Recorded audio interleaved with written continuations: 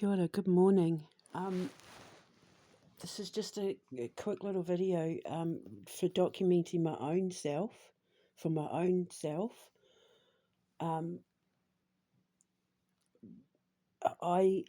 know I was recently talking, I can't remember where it was, unfortunately, because I've got a lot going on at the moment, and I'm in full-on creative mode and obviously dealing with mourning, and I've kind of had to, I don't know, fractalize.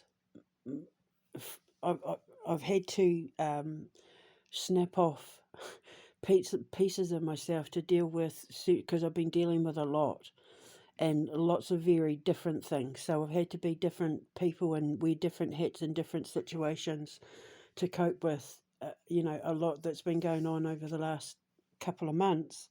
With my sister, well, she was my little sister, with my girl dying, and just a lot going on. As you know, I'm fighting a holy war, trying to save kings and presidents and children and all of that. So, but I know it was either in a video recently, because I was scouring my emails trying to find what it is I'm talking about, and just by pure accident I found the emails today, that I was looking at.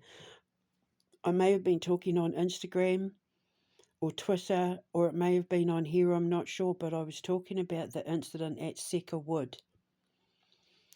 And then I was trying to find the videos, find the emails, and I couldn't find the emails. But my two sons and my ex-husband were there, because my ex-husband was actually filming the whole thing, because we went back to see what the hell was happening. But back in the day when I was going for walks to lose weight, my ex took me to this place called Seckar Woods, Seckerwood, and it's out in the country by where we live in Yorkshire. It was when we were living in Crigglestone, and I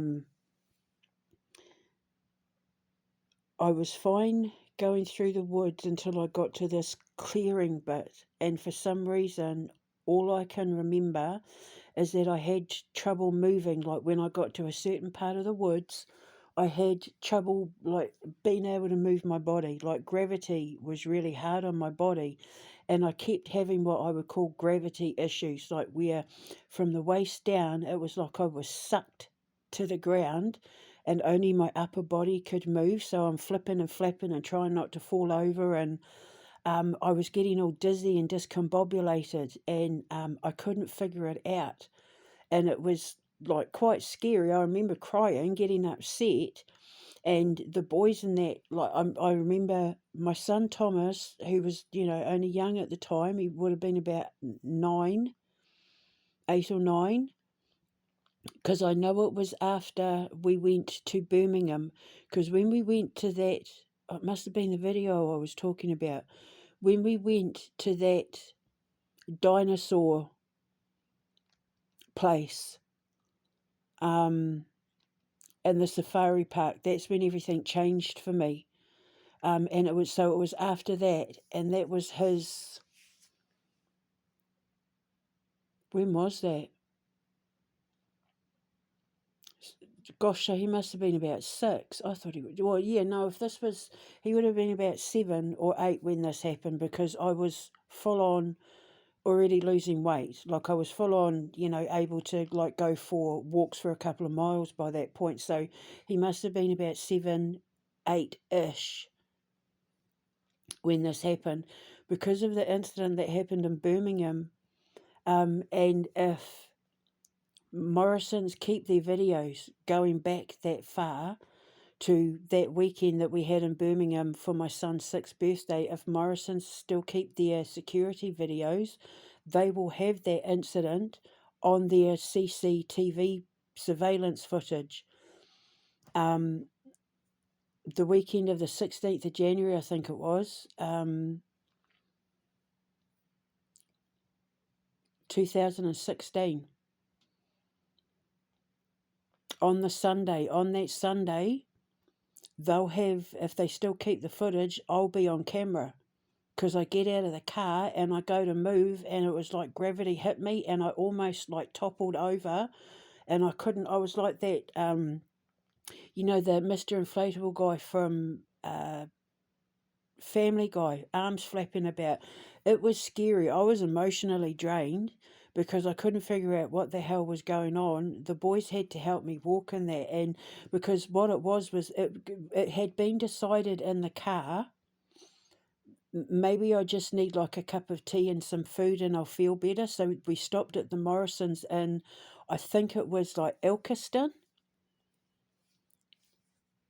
When we were driving back, I know we stopped at the Morrisons. I'm pretty sure it was Ilkeston. I'm pretty sure it was Ilkeston. Ilkeston Morrisons from the weekend of the 16th of January, I think it was, because his birthday's the 12th, and I'm pretty sure we had it the weekend after, because I think his birthday was like on a Monday or something, so we waited till the following weekend.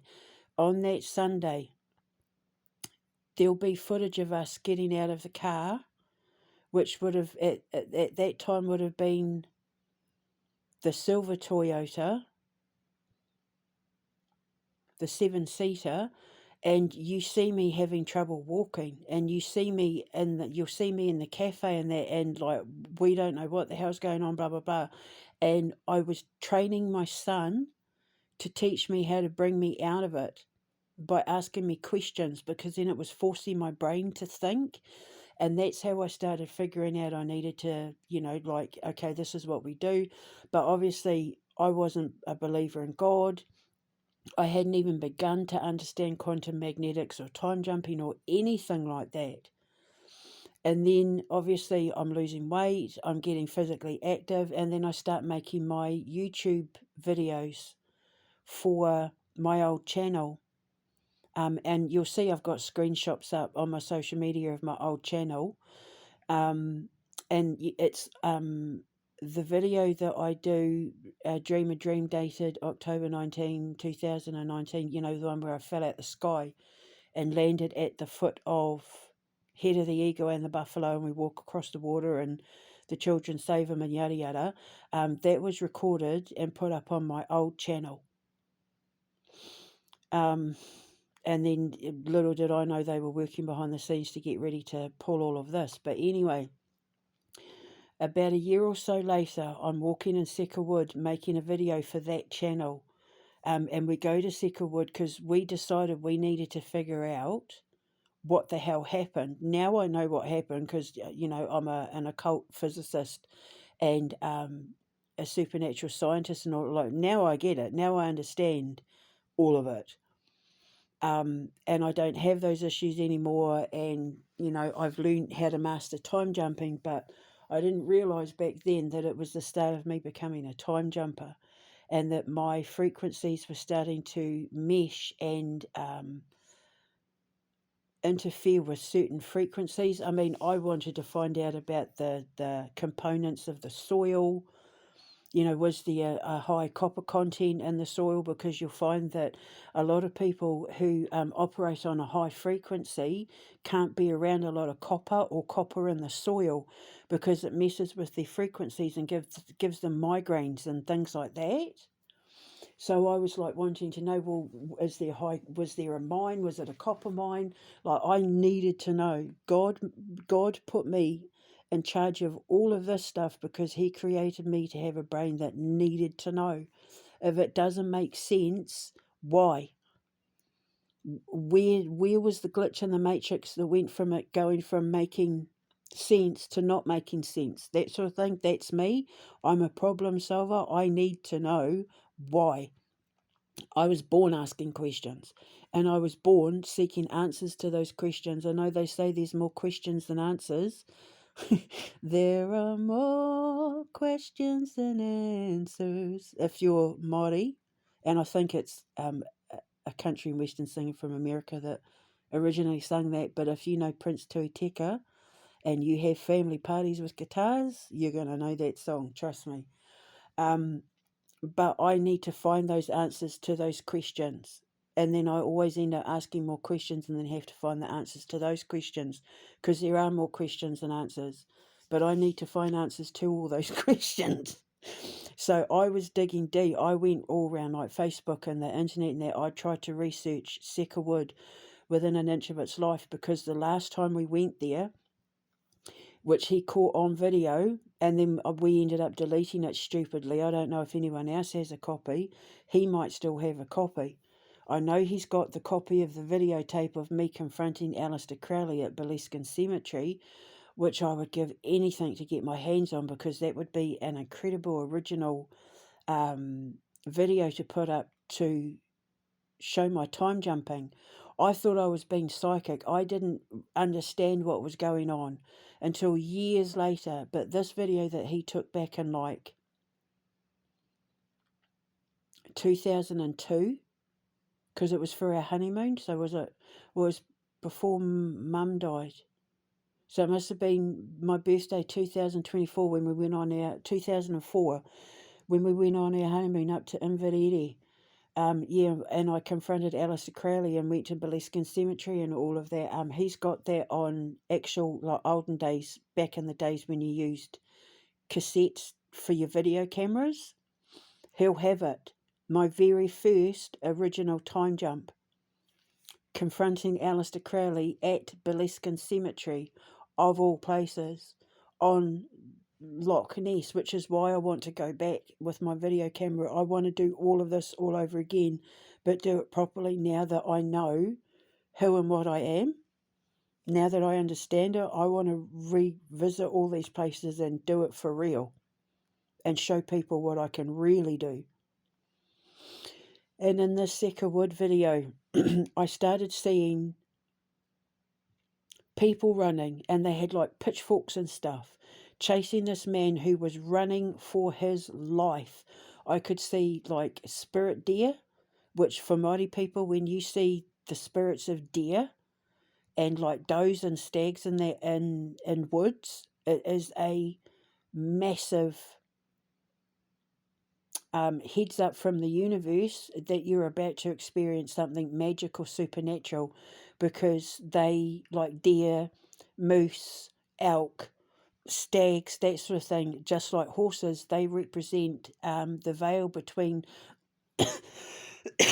life and magic. They are the veil between the human realms and the realms of the mystical. So when you see a spirit deer, like when you see a deer or a stag or a moose or an elk or anything like that, that is a spirit one, think of Spirited Away, Princess Mononoke sort of thing. When they're spirit animals, when you actually see their, what you would call quote unquote ghost, but it's their spirits, that's one of your spirit totems coming through, and depending on the animal will tell you what the message is. So when I could see this deer that wasn't there, but I knew she was there, she was a doe, I knew that I was being told to get ready for something that was going to be so mystical that it would change my life forever. Because if it was a stag, if it was a male, I would have known, like, be careful, watch out. You're about to step between the veils of something that could be potentially dangerous or threaten your safety or your well-being. But when it's a female deer, they're letting you know that it's going to be life-altering, life-changing, because obviously the females are the ones that give birth. Little did I know how right that spirit deer was. But it's all documented, me saying, look, I can see the deer and all of that. So then I hear the footsteps. I see him, like, he was terrified, running for his life. These people chasing after him. And then on video, while Chris and the boys and that are watching me talk all of this stuff, I'm like to my throat, and I'm like to my throat, and I'm like he got hit in his throat, and I can just see him falling, and landing like on stone. I said, so I don't know if they dragged him back to the town and lynched him, or like, I don't know, but I know this man died, and I keep saying fox. I keep hearing fox.